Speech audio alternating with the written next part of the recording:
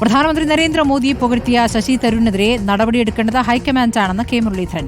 തരൂർ സഭയിൽ സംസാരിച്ചത് പാർട്ടി ലൈനാണെന്നും എന്നാൽ ഗാസ ഇസ്രായേൽ വിഷയത്തെ അപലപിക്കാൻ പ്രധാനമന്ത്രി തയ്യാറായില്ലെന്നുകൂടെ തരൂരിന് പറയാമായിരുന്നുവെന്നും മുരളീധരൻ കൂട്ടിച്ചേർത്തു. ഏതായാലും ഉക്രൈനും റഷ്യയും തമ്മിലൊരു ധാരണയിലേക്ക് വരുന്നുണ്ട്. പ്രധാനമന്ത്രി രണ്ടുപേരെയും പോയിട്ട് കെട്ടിപ്പിടിച്ചു എന്നാണ്. അതിനൊരു അഭിനന്ദനം എന്ന് കണക്കാക്കണ്ട. ആണെങ്കിൽ മുയലിനോടൊപ്പം ഓടുകയും വേട്ടപ്പട്ടിയോടൊപ്പം വേട്ടയാടുകയും ചെയ്യുന്ന സമീപനം പ്രധാനമന്ത്രി സ്വീകരിച്ചു എന്നായിരിക്കാം ചിലപ്പോൾ അദ്ദേഹം ഉദ്ദേശിച്ച് കാണുക.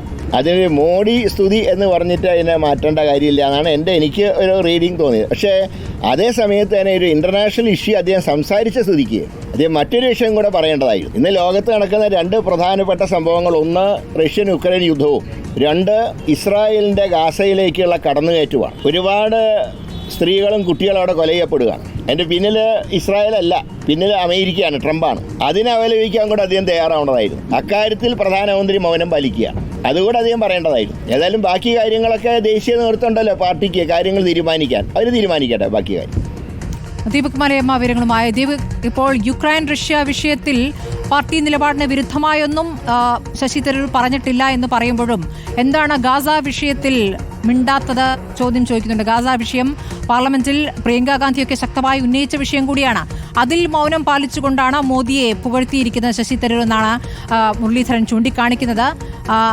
ഇവിടെ കേരളത്തിലെ മറ്റു നേതാക്കളൊന്നും ഈ വിഷയത്തിൽ പ്രതികരിച്ചിട്ടില്ല എന്നുള്ളതും കാണേണ്ടതാണ്. ദീപക്, ഇതിൽ ഹൈക്കമാൻഡ് മറുപടി പറയട്ടെ, ഹൈക്കമാൻഡ് പരിശോധിക്കട്ടെ എന്നാണ് പറഞ്ഞിട്ടുള്ളത്.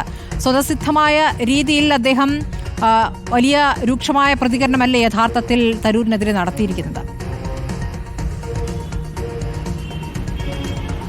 സ്മൃതി, പരോക്ഷ വിമർശനം കൃത്യമായി തന്നെ നടത്തുന്നു കെ മുരളീധരൻ എന്നുള്ളത് തന്നെ എടുത്തു പറയേണ്ടതാണ്. പ്രത്യേകിച്ച് യുക്രൈൻ റഷ്യ യുദ്ധവുമായി ബന്ധപ്പെട്ടുകൊണ്ട് നേരത്തെ ലോക്സഭയിൽ സംസാരിക്കുന്ന ഘട്ടത്തിൽ ശശി തരൂർ സ്വീകരിച്ചിരുന്നത് പാർട്ടി നിലപാടാണ് എന്നുള്ളത് കെ മുരളീധരൻ പറയുന്നുണ്ട്. പിന്നീട് ഇങ്ങോട്ട് നടത്തിയ പ്രസ്താവനകൾ, അതിൽ തന്നെ ഇസ്രായേൽ ഗാസ വിഷയത്തിൽ ഇസ്രായേലിന് പിന്തുണ നൽകുന്നത് ട്രംപാണ്. ആ നിലയ്ക്ക് ട്രംപുമായൊക്കെ അടുത്ത ബന്ധമുണ്ട് എന്ന് പറയുന്ന പ്രധാനമന്ത്രി ഈ വിഷയം എവിടെയും സംസാരിക്കാതെ പോവുകയും അപലപിക്കാതെ പോവുകയും ഒക്കെ ചെയ്യുമ്പോൾ ശശി തരൂർ എന്തുകൊണ്ട് അത് സംസാരിക്കാതെ പോയി എന്നുള്ള ഒരു ചോദ്യം അവിടെ പ്രധാനമായും ഈ കെ മുരളീധരൻ മുന്നോട്ട് വയ്ക്കുകയും ചെയ്യുന്നുണ്ട്. കഴിഞ്ഞ ദിവസം ഉണ്ടായ ഈ പ്രസ്താവനകളെല്ലാം തന്നെ മോദി സ്തുതി എന്നുള്ള നിലയിൽ കാണേണ്ടതില്ല എന്നുള്ള നിലപാട് സ്വീകരിക്കുമ്പോഴും ഈ ഗാസ ഉൾപ്പെടെയുള്ള വിഷയങ്ങളിൽ നിലപാട് സ്വീകരിക്കാൻ തരൂർ മറന്നുപോയി, അല്ലെങ്കിൽ അതിന് ഒരു വൈമുഖ്യം കാണിച്ചു എന്നുള്ള ഒരു ആക്ഷേപം കെ മുരളീധരൻ മുന്നോട്ട് വയ്ക്കുകയും ചെയ്യുന്നുണ്ട്. പക്ഷേ CWC അംഗം എന്നുള്ള നിലയ്ക്ക് തരൂരിനെതിരെ ഏതെങ്കിലും തരത്തിൽ നടപടിയെടുക്കണമെങ്കിൽ അതിൽ തീരുമാനം കൈക്കൊള്ളേണ്ടത് ദേശീയ നേതൃത്വമാണ്, ഹൈക്കമാൻഡാണ് എന്നുള്ളത് കെ മുരളീധരൻ പറയുന്നു. സംസ്ഥാനത്തിന് അക്കാര്യത്തിൽ ഒന്നും ചെയ്യാനില്ല എന്നുള്ള നിലപാട് സ്വീകരിക്കുകയും ചെയ്യുന്നുണ്ട്. എന്തായാലും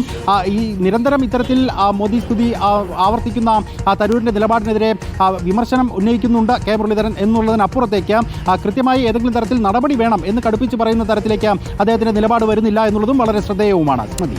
ശരി, ദീപക് മലയമ്മയാണ് കെ മുരളീധരന്റെ പ്രതികരണത്തിന് വിശദാംശങ്ങൾ നൽകിയത്.